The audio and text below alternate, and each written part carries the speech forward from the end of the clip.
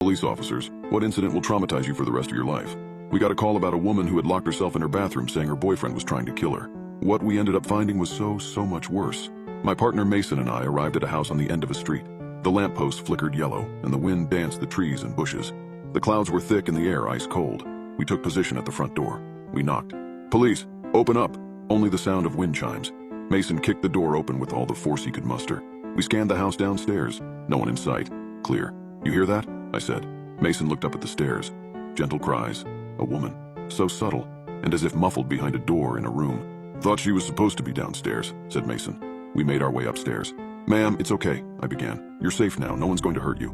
The crying stopped abruptly as if someone hit pause. Then it started again.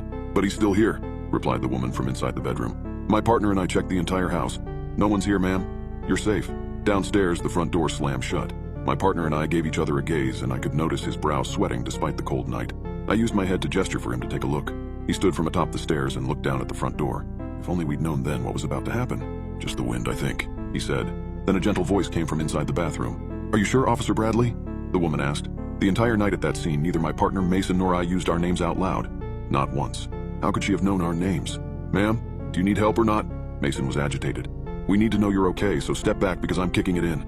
A part of me believes Mason was more eager to see the woman's face, to find out who she was and how she knew what she did than he was for her safety. He wanted peace of mind.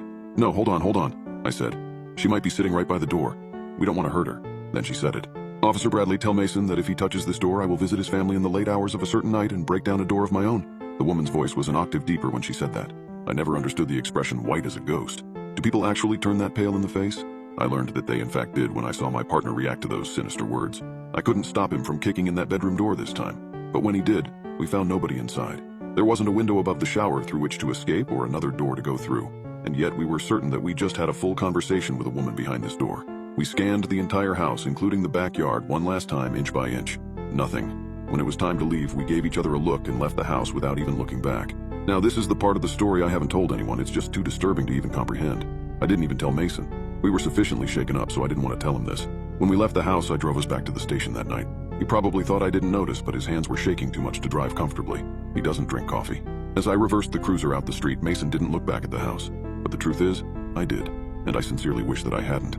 I looked and squinted at a garbage can by the side of the house to see a strange dark figure kneeling by the gate, as if watching us leave. And as we finally drove away, as the house became more and more distant in our mirror, the figure slowly stood itself up. And I'll swear even today that as it stood up, it didn't stop rising until its head peeked over the roof of that two-story house.